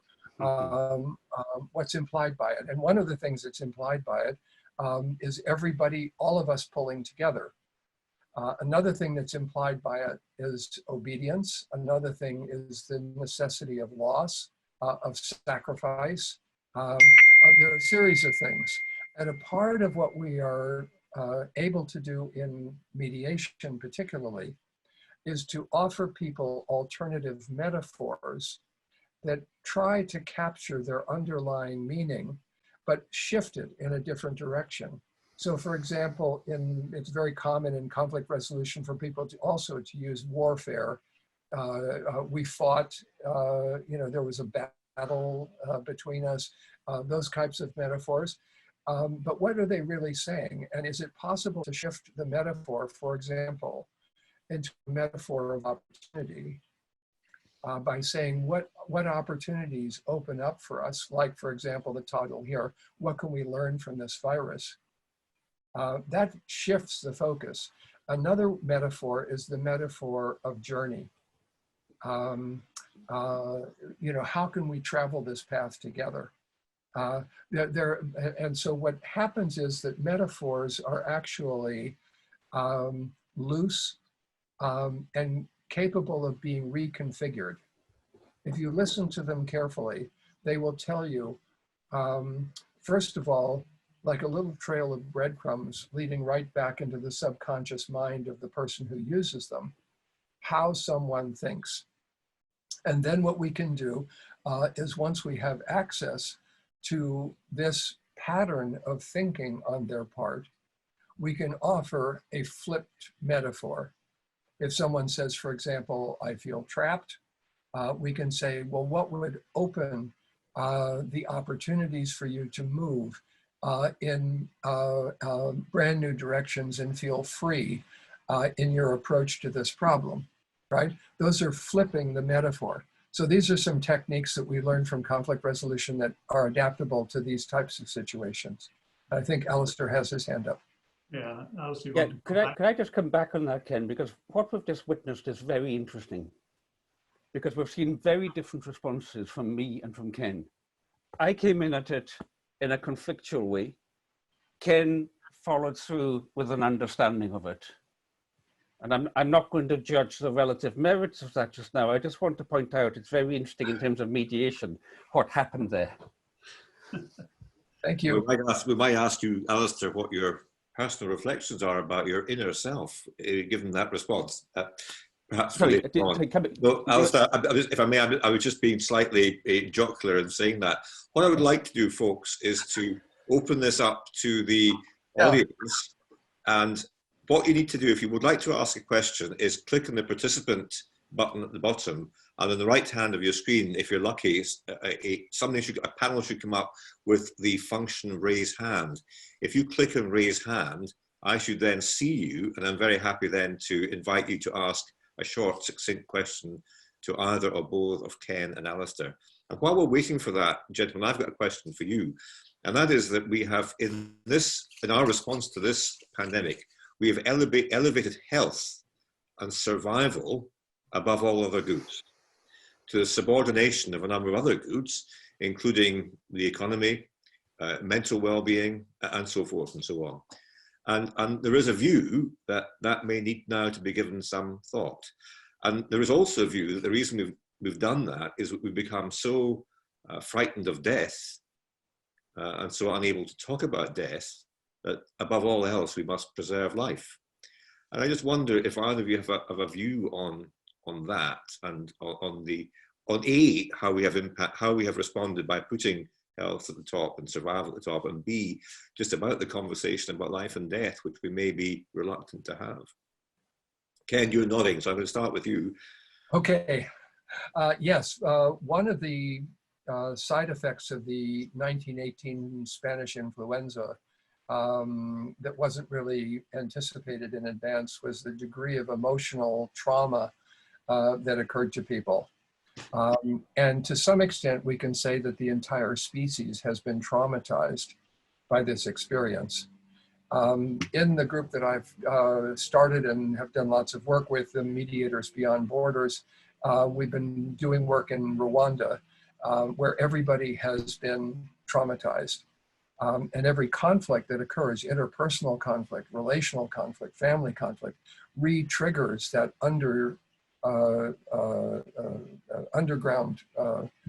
source of trauma. And so what we have done instead is to try to create something that we've called trauma-informed mediation, where some trauma professional works with us. And yes, this is something that we can anticipate coming out of this, especially for children. We have no idea how this is going to impact children, but it has had an impact on them, without a doubt. And I think we need to open up these conversations that you're describing. And yes, there is a difficulty in the conversation about reopening, which has been presented in the United States as, I think Dr. Fauci said, how many deaths is it okay to have before you move back into life again? And here, obviously, there has to be some real conversation around that. It's presented kind of as a rhetorical question, but it really isn't.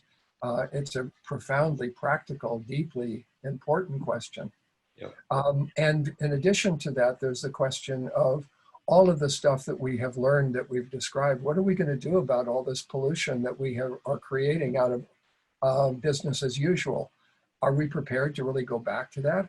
What are the impacts on us in terms of the ways that we work? Does everybody here who's been away from work, are they desperate to go back in the way that they were before? Well, on some level, maybe yes, because there's a lot of social interaction that takes place there. But on another level, there have been changes in the way that we relate to each other that we need to think about and talk about with each other. The important piece here that comes out of my experience in conflict resolution is to take whatever it is that is unspeakable and open it for conversation. So let me pick up on that, if I may, with Alastair. The unspeakable, for many of us, is the certainty of death. And our response to the coronavirus pandemic for many of us is to protect ourselves from death and to be part of a worldwide movement to protect ourselves from death. What sort of a conversation, Alastair, do you think we need to have about this? I think, John, that, you know, so much deep spiritual teaching is about how to face death and together with it fear, because it's all the same thing. And what spiritual traditions teach is that death is ultimately a trick with mirrors. It does not affect that profound interconnection by which we are one as part of the divine matrix. And this is why, you know, in the Gospels, Jesus is forever saying, fear not, do not be afraid. That in order to do the work of activism in the world, we have to overcome the fear we have of engagement with power. We have to overcome the fear, ultimately, of death. For some people, for some activists in some parts of the world, that is a very real fear of death. And therefore, I keep on coming back in my own work, you know, whenever I feel fear over what I am doing, fear to my reputation, fear to my finances, fear to my effectiveness, just fear of confronting power.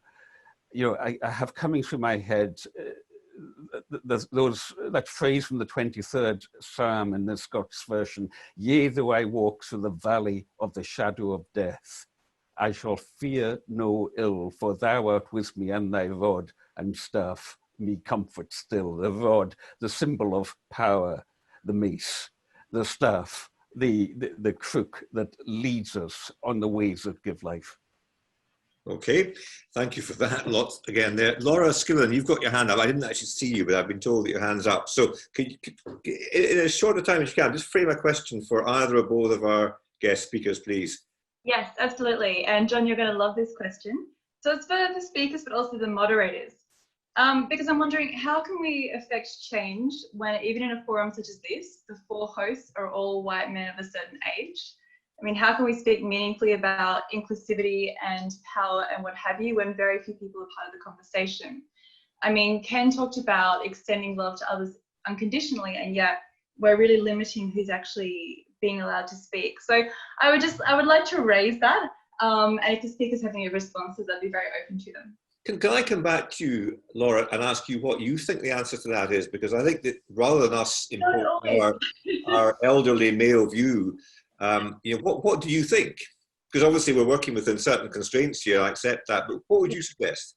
It's quite funny because I think every single time I ask John a question, he's like, Laura, what do you think? Yeah, I mean, I think there is a lot of expertise we're not necessarily tapping into. And certainly when we are part of embedded networks already, when we all know each other, we've worked together and what have you, it is difficult to go outside of that. And so it does take conscious effort to actually work to include more diverse voices, whether it's in terms of age, whether it's in terms of gender, whether it's in terms of geography or background. I mean, it does take work. It's not just a matter of they'll show up on our doorstep. And so I think that when we do panels such as this, especially when we're talking about topics which are have implications for change and the future, we really need to be taking those steps forward and making the effort to actually get people on board. Okay, no, thank you for that. I'm glad that you gave us that answer rather than us assuming that that would be the answer we should give. Ken's nodding, and I suspect Alastair, but I'm not sure that we should even try to add to that. I think, Laura, I mean, you've given us the answer, and it's a very powerful answer, and you and I have discussed these matters over the last several months, and I've been watching the chat this evening, so thank you for reminding us all of the central importance of, I suppose, for some of us, correcting the biases that are unconscious as well as explicit. Ken and Alastair, I'm going to look at the clock. It's 20:55 here. It's. Can I make a request before you do that? I'm so sorry. Can I make a request? I mean, perhaps even the panelists and the hosts that are on today could make an effort to ensure that they're not engaged in manuals in future. I mean, that could be an initial step, so that they're always making that effort to include that women as a start are actually part of the discussion. Yep. If I could just respond to Laura there, because we briefly touched on this in our pre-discussion last night in terms of awareness of this situation. I'm in a position where I was invited to be part of this, but watching the very point you've raised, Laura, I find myself in these situations thinking often, how come I'm in this position and a woman or a person of color or somebody from a working class background in Govan, where I'm living here, is not in this position? And my answer to that is to do with layers and layers of privilege that are built up, which is precisely the privilege which gives me the competence to speak with a relative confidence and relative competence on the issues that we're talking about. So it is what makes, it's what makes me interesting enough for a few people to buy my books and to be invited onto platforms like this. But it's also problematic. And short of saying, well, I'm not going to do any more events like this, or I'm not going to write any more books until there's an equal number from other people. Short of that, the only thing I find myself being able to do is that, I live in a hard-pressed community by choice. I'm involved in that community. So on social class issues, I'm engaged in that. You will notice tonight I made a point of referencing a woman, also Audrey Lorde, because I wanted to bring that in. I do the same in my writing. Short of that, I feel somewhat limited, other than cutting myself off from it altogether. So I can only say that. I can only acknowledge those layers and layers of male, white, middle-class background, 3 university degrees, etc., etc. I can only acknowledge that and put it to good service. The danger is that in putting it to service, that in itself can sometimes cause disservice. And I find myself stuck there. I'm going to cut into you there. And in fairness to Ken, because I know Ken is passionate about this, and Ken is somebody of whom it could never be said that there's a shred of, I hope, a shred of bias or prejudice in his body. Ken, do you want to just say a little bit? I'm very aware of time, but I also don't want to officially cut this short with respect to Laura and in fairness to Laura's question. Yeah, I'd like to actually sort of not only promote Laura's question, but actually suggest that there is a even more powerful formulation of it. And the more powerful formulation is, these are problems that we cannot solve in the old ways. And one of those old ways is through the people who have been privileged, as Alastair said, controlling the dialogue and the conversation. We can't do it.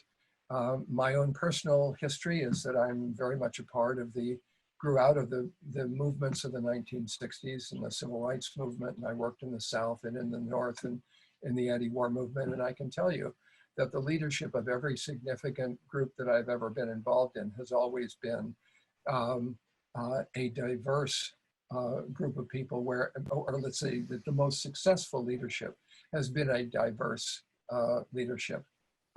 And we have to especially include now people from Asia and South America and Africa in these conversations as well.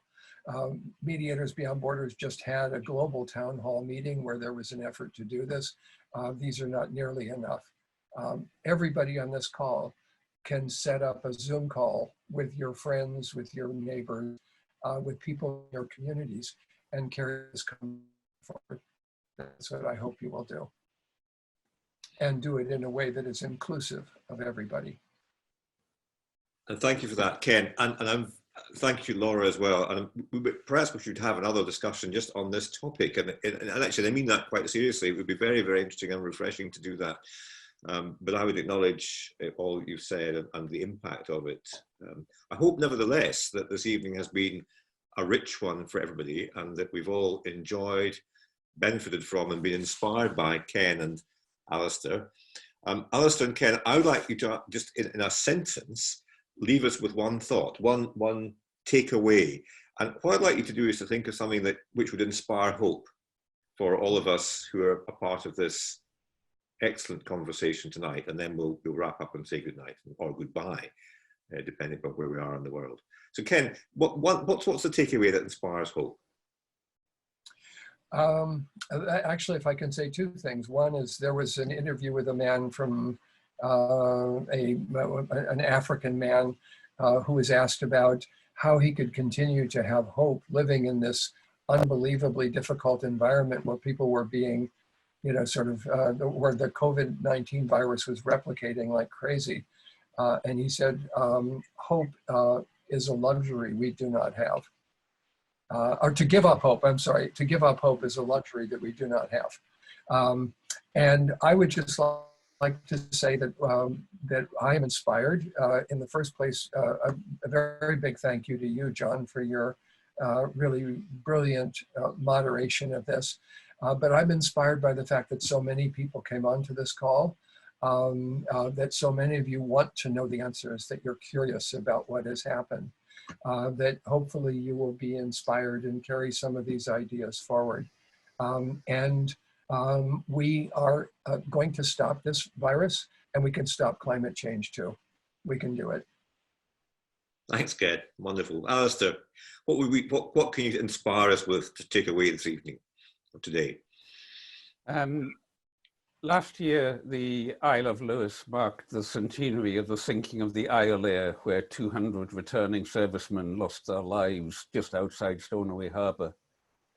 And during last year, Varen and I took a group from West Papua in Indonesia to the Isle of Lewis to study land reform. And when we took them down with the Point and Sandwich Development Trust, when they took us down to the Alastair monument, we saw a coiled rope cast in bronze just beside where the shipwreck was. A heavy rope, and on top of it a light rope, and then a St. Francis knot for throwing the rope.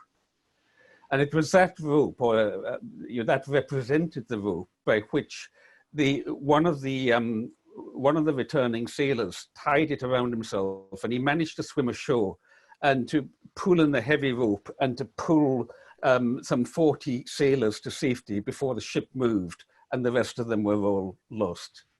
And Mama Engelina, one of the wise women in that group, a community leader from Raja Ampat in West Papua province, was fascinated by that rope.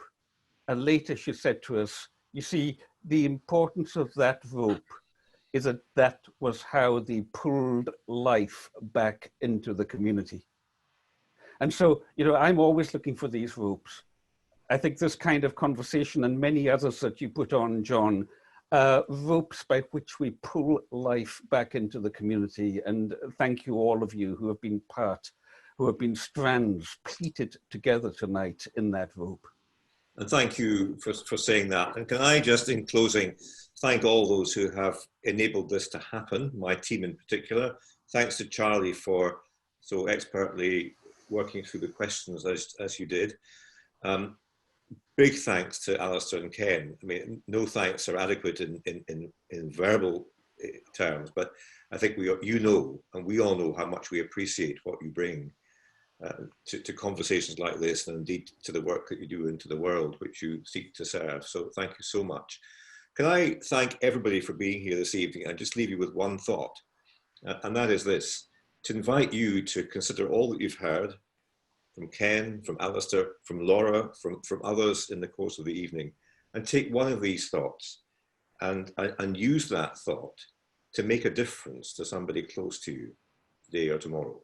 Because I think the profound learning for me and perhaps for all of us this evening is that it's what we do with the people closest to us that will make the biggest difference. So thank you all for being here. I wish you well, keep safe, keep well, and I hope that we will meet again at some point. And good night, goodbye, and good day to all of you.